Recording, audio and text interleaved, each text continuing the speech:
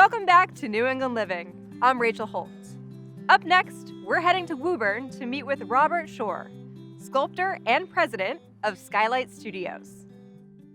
Robert, we're here at Skylight Studios, and I'm guessing all this amazing light coming in from above might have a little something to do with the name here. Yes, yeah. In fact, when you do sculpture, light is the most important thing. So when I got this building, actually, the first thing I did before I did any sculpture at all, cut this big hole in the ceiling, built it up, and thus the name, Skylight Studios. What kind of work goes on in the studio here?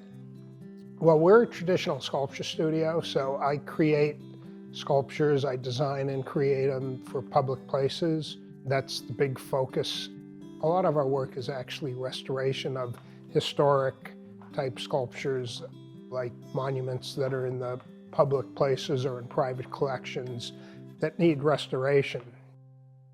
Whether we know it or not, many of us have passed by your work over the years in various parts of New England. What are some of those big projects that you've worked on? Some that come to mind, which everybody loves, was the FAO Schwartz teddy bear, which is now at the Tufts Medical Center. I did the Cy Young Memorial. One of the most prominent pieces in Boston, actually, is the Massachusetts Fallen Firefighters Memorial, which is on the lawn of the State House. And as you drive into the Ted Williams Tunnel, there's a big plaque there of Ted swinging a bat, which is another one I did, which was like one of the highlights of my career because I got to spend a whole day with Ted Williams. One piece that was important to me, and I'm very honored to have done it, is a huge sculpture relief of George Washington, which is right over the front doorway of the Washington Monument, and millions of people see it. And at the time, the Department of the Treasury and the president gave me what's called a Design Achievement Award, which is kind of like getting a Nobel Prize for sculpture. Some big moments over the years. What is it like for you to see your work at so many of these historic and famous landmarks? I'm always focused on not what I did in the past, it's what I'm working on now. I feel very grateful that I could create something that means something to other people. Like, for instance, I've done a lot of monuments for the veterans, or the firefighters, or historical monuments, and that's like food for the soul for a lot of people. I feel very grateful when I see things around that I could see that they're appreciated in that way. What is the process like of creating one of these works of art? Pretty involved, actually. When I do a monument that's a new piece, everything's done the old-fashioned way, traditional way as it was done in the past. Basically, a design is created by doing a pencil sketch, and then once that's completed, then I usually make a small model, which we call a maquette. It's about this big. Then I enlarge to make the big model, and it's molded in many pieces. The kind of sculpture I do, it's not like Michelangelo carving a block of marble and he works from the outside in. My work is called modeling, and I make it in clay. So you build it from the inside out. And that takes weeks and weeks and weeks to do. And then when it's completed, all my work is really cast in bronze. You have over 40 years of hands-on experience as a sculptor. How did you get into this? Oh, that's a great question. I always loved art as a kid. I knew I wanted to be an artist for my whole life. It's like, what do you want to do when you grow up? Oh, I want to be an artist. There was no question. And then I got a full scholarship to study art in New York, and then I went to Tufts University and the museum school in Boston. And at that time, I met the two gentlemen who became my mentors, who I took this studio over from. And in 5 seconds, when I walked in, I knew that's what I wanted to do for the rest of my life.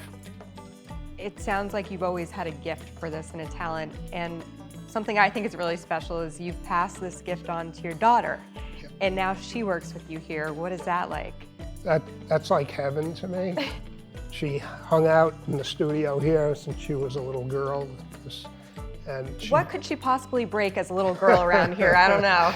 Well, I remember some things being spilled at some point, but I don't remember anything being broken. But the thing is if something's broken, we can fix it anyway. So, because we do restoration. And she just became very talented on her own, and so she will carry on the tradition, and could be better than that, really. How do you describe your style as a sculptor? Well, my style is figurative. In other words, I do realistic type sculptures. I try to do something that's more than a photograph. I try to tell a story in my sculpture with the expression of the person or the composition, or like if I'm doing a portrait, I try to get the essence of the person in the portrait. I try to create a sculpture that tells that kind of important story or gives the essence of somebody. Everything that's being done in here is being done by hand. And these days, that's something that's really unique. There's a great satisfaction as a sculptor, as somebody that creates something, is doing it the way it was always done. Taking a piece of clay and making it into something that looks like a foot or a hand or expressing something. I wouldn't want to take that away. I wouldn't want to change that in any way, because that's part of what I love. When I walk in here, it really feels like a museum. I'm seeing so many recognizable sculptures and plaques. Do you ever take a step back and just fully realize how much of a part you've played in all of these big moments in New England history?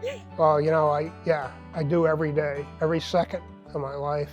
Even when I come to work every morning and I walk in and I see everything. And the biggest thing I feel is I am so grateful that I've been able to work my whole life in something I've loved to do. I can't wait to get to work, and get my hands dirty and work on the next thing. It's more that overall feeling of gratitude that I've been the lucky guy to have this and to be part of this tradition. Some things are challenging, but always rewarding.